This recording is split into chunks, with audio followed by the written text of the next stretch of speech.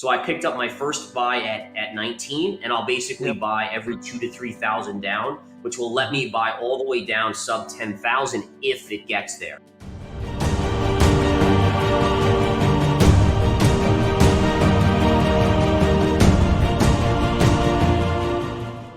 It is a pretty wild scenario. I will say that I do have it penciled in that the dollar is topping here. So again, I do expect a bounce on the euro.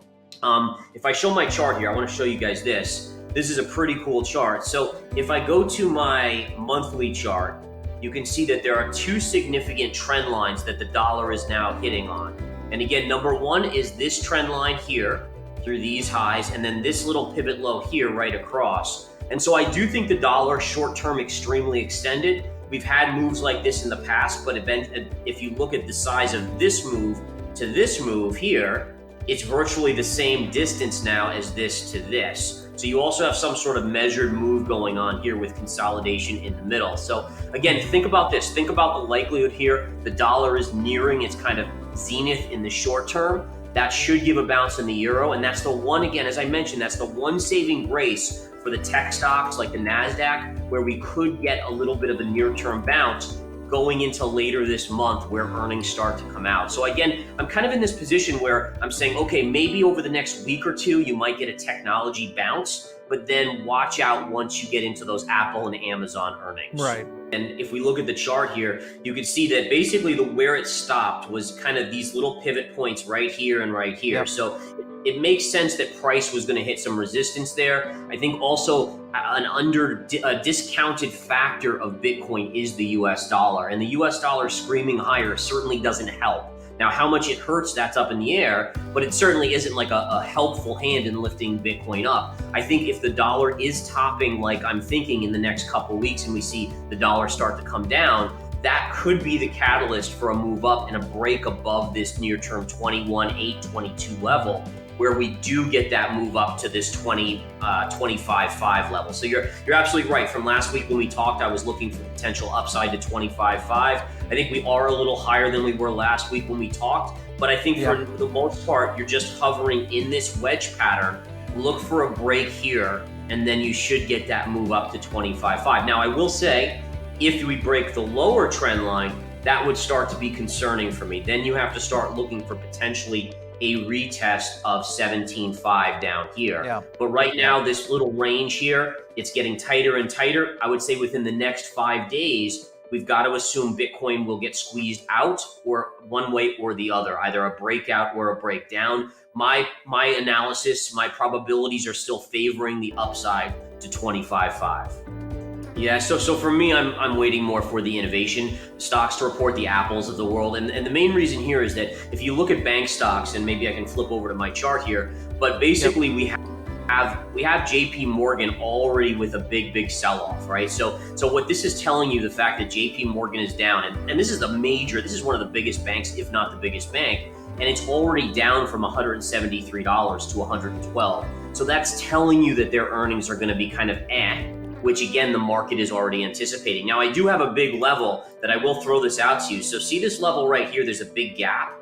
If price gets down here, this is actually a buying opportunity. So I'm gonna be watching earnings very closely. If price falls into this support level, I'll be a buyer of JP Morgan at this point. So just something to watch, but for the most part, because the charts have already fell so dramatically to the downside, I'm definitely in the camp where these most likely won't have a big impact on the market itself, and all eyes are going to be on CPI numbers, the Federal Reserve, and the tech earnings later this month.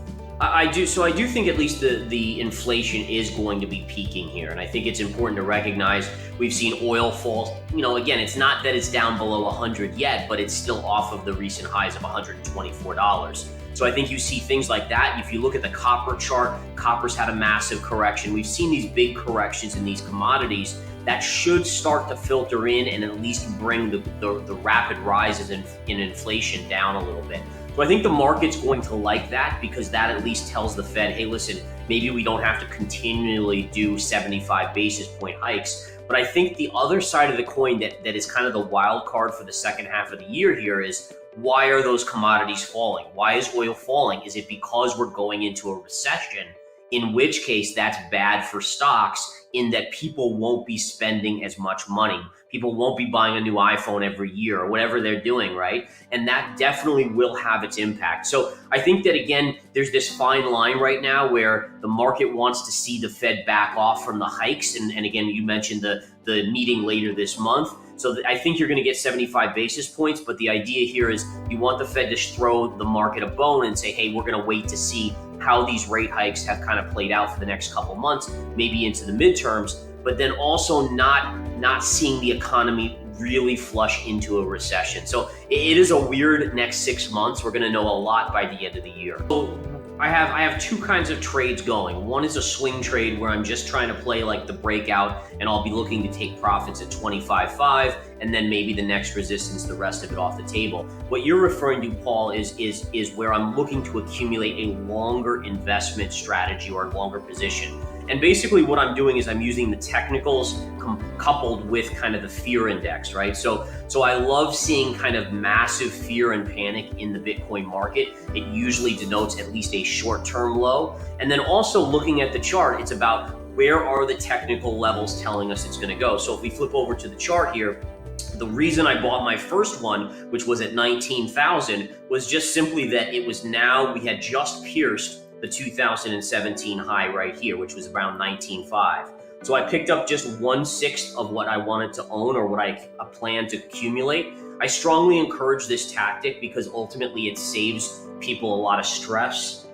When you go all in at a particular level, it seems very painful when it just drops another few $1,000s or whatever, and you might get swung out. One of the keys about investing is to not allow emotion to make the decision. Every decision you make as an investor or trader should be based on facts, chart facts, whatever it may be, on-chain analysis. But emotion, when you go all in, emotion is going to be a lot higher. So I picked up my first buy at 19, and I'll basically buy every 2,000 to 3,000 down, which will let me buy all the way down sub 10,000 if it gets there.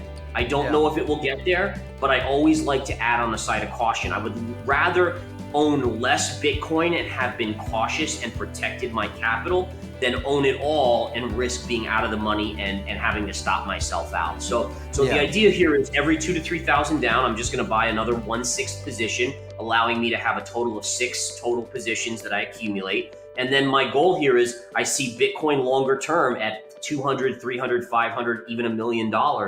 And that's where I plan to hold that position. Yeah, so for me, the biggest thing I'm paying attention to right now is the dollar, the DXY. And what we're really seeing is the dollar has just been ripping higher recently, again, sharply higher today. And that's putting pressure on the equity markets. So that's the one kind of wild card here where you do have these earnings coming out. Although, again, most earnings, the next week or two is going to be banks mostly, a couple players like I think Netflix, which is next week reporting. But I think it's important to understand that if that dollar starts to pull back, the market could get some bounces in the mix here. But I'm more worried when we get past that, when we get into Apple earnings and Amazon and Microsoft. Will they start to tell us that things are slowing down? And that could be a catalyst for some major downside in the market. So that would be in kind of second half of July, maybe towards late July. Yeah, so I would be long Bitcoin in here, and basically keep your stop just below this trend line. Any sort of daily close below there, I think that gives you a very limited risk trade here. And then the idea is I expect this to curl back up and actually break out, and you're upside. So the beauty of it is, right, when you're a trader, you want to analyze your risk. So your risk would be from current price at 20,500 to maybe a close below here around 19.5. So you're risking $1,000. If it goes in your direction, you can make as much as about $5,000. So the risk reward there is really nice, 5 to 1. And again, the key is abiding by the exit should it break, right? That's the key. And then, if it doesn't work out, it doesn't work out. But the odds right now, the odds are favoring this. And again, I think if you look at the DXY chart here, I mean, this is an insane move in the dollar. It's not sustainable. And if the dollar does get some sort of corrective move here, that would also be a helping hand to Bitcoin. And again, I'd love to say, there's going to be news on Bitcoin, there's going to be this. But honestly, at this point, it's based on usually the stock market, the dollar. There's a few other factors that Bitcoin's moving on. And it's really a matter of how people feel about taking on risk. So you need to see the dollar relax a little bit here, because honestly, it's spooking the markets. It's spooking all the asset markets, including the stock market, because of this dramatic rise in the dollar. The market wants calm. The market wants kind of a steady dollar, not a dollar that's ripping up here. Yeah, I do think the earnings will have an impact, mainly because we haven't seen a lot of revisions down yet in the earnings expectations. So what that's telling me is that there could be a lot of misses in the earnings announcements over the next month or so. And that could shock Wall Street. And I think Wall Street was expecting more revisions to the downside. We did see some by names like Target and various other players out there, but it certainly hasn't been robust. And you have to think that's a major hurdle the market has to get over. So I understand why the markets are a little skittish today going into the week when we have bank stocks. We're going to hear from those. Then we're going to get into technology in the next week. But I certainly think that even with bounces, you're still looking at further downside in the S&P as well as the NASDAQ 100.